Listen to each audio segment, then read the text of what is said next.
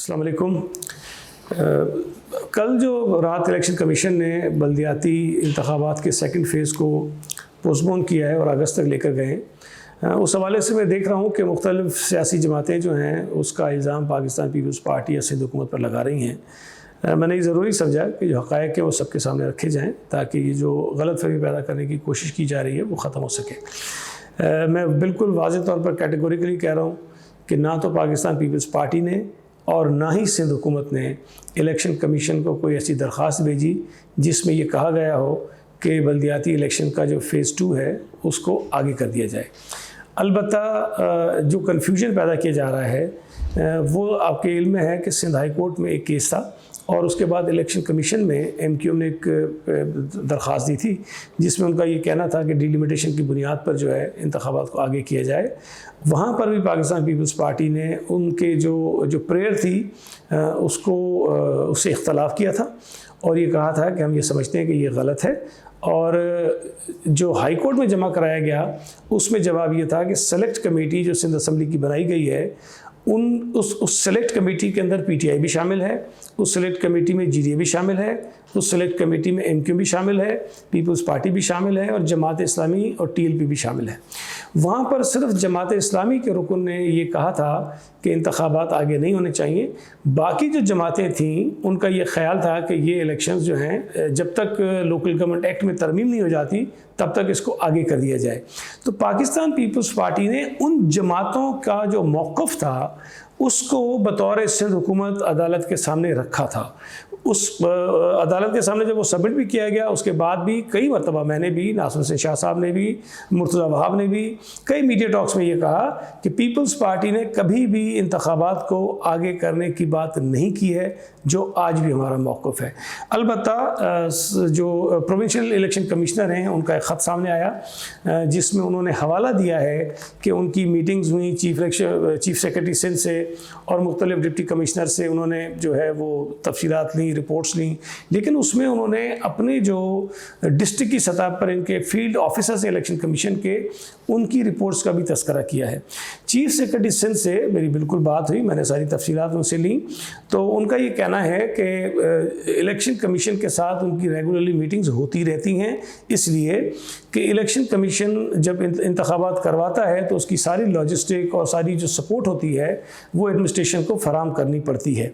उस 15 तारीख की मीटिंग में बारिशों के हवाले से कोई ज़्यादा बात नहीं हुई, अलबत्ता जो 18 तारीख को मीटिंग हुई उसमें बारिशों का तस्करा ज़रूर हुआ और उसमें इलेक्शन कमीशन का ये कहना था कि हमारे पास जो फील्ड ऑफिसर्स हैं उनकी तरफ से ये चीज़ें आ रही हैं कि कई मकामात पर बारिशों की वजह से पोलिंग स्टेशन और रास्ते जो हैं वो ख़राब हुए हैं, जिसकी वजह से शायद कुछ इलाकों में इलेक्शन कराना मुश्किल हो जाएगा।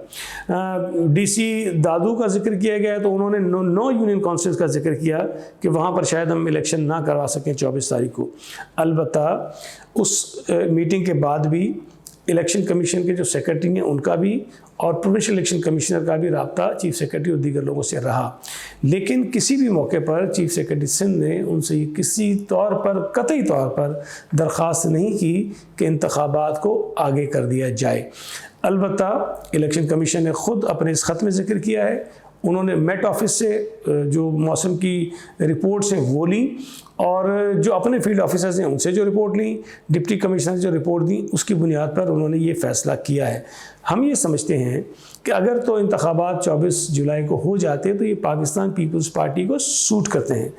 हम इंतखाबात से भाग नहीं सकते इसलिए कि हमें ये सूट भी नहीं करता। और कॉमन सेंस की बात है कि जो फ़ेज़ 1 हुआ पाकिस्तान पीपल्स पार्टी ने तकरीबन उसको स्वीप किया। वो इलाके जहाँ पीपल्स पार्टी बहुत मजबूत थी वो तो हमने जीते, लेकिन वो शहरी इलाके जहाँ पीपल्स पार्टी रिवायती तौर पर कमज़ोर रही है वो इलाके भी हमने जीते।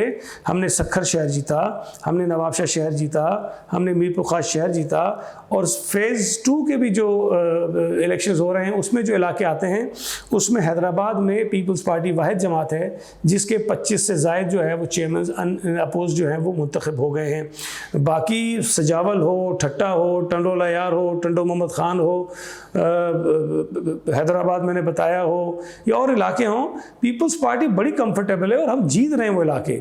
अगर एक जमात इंतखाबात में जीत रही है तो हम क्यों इंतखाबात से भागेंगे।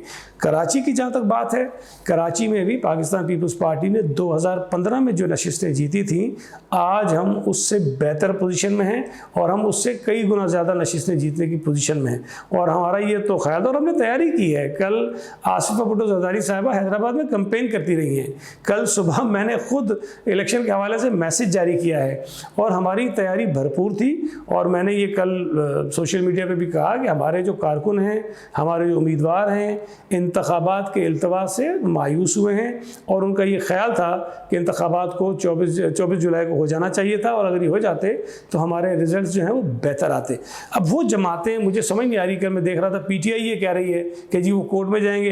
पीटीआई ने सेलेक्ट कमेटी में खुद कहा कि इंतखाबात को आगे करवा दिया जाए। हमने नहीं कहा, पीटीआई ने खुद कहा, जीडीए ने कहा, एमक्यूएम ने कहा, बाकी जो जमातें उसमें शामिल थी, सवाए जमात इस्लामी के, सब ने उसमें कहा कि जी इंतखाबात आगे होने चाहिए।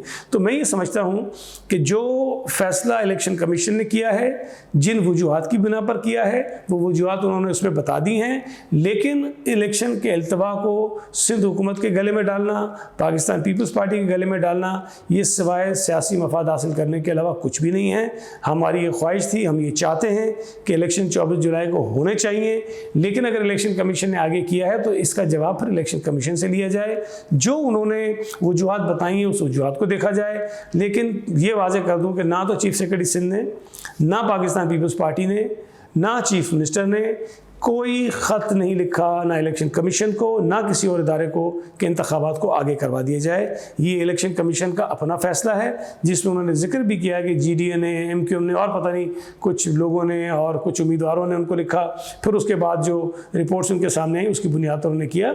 हम ये समझते हैं कि अगर डिस्ट्रिक्ट दादू में डीसी ये कहता है कि नो यूसीज़ में नहीं हो सकता था तो नो यूसीज़ को छोड़ा जा सकता था।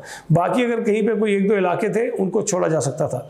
लेकिन इज्तिमाई तौर पर पूरे फेज़ 1 को आगे लेके जाना ये पाकिस्तान पीपल्स पार्टी के हक़ में नहीं है और हमें इस फैसले से मायूसी हुई है। और हम ये चाहते हैं कि ये इलेक्शन जल्द होने चाहिए। 28 तारीख की डेट दी है इलेक्शन कमीशन ने, लेकिन अब भी समझते हैं कि अगर कुछ दिन आगे भी होना था तो कम से कम 6-7-8 दिन आगे करके इंतखाबात को करवा देना चाहिए था। ये 1 महीने की जो ताख़ीर हुई है इससे उम्मीदवारों के ऊपर माली बोझ पड़ेगा। जो मेहनत उन्होंने पिछले 2-2.5 महीने में की है, अपनी कैंपेन चलाई है, वो मुतासिर होगी और यकीनन जो वोटर हैं उनमें भी मायूसी होगी। बहुत शुक्रिया।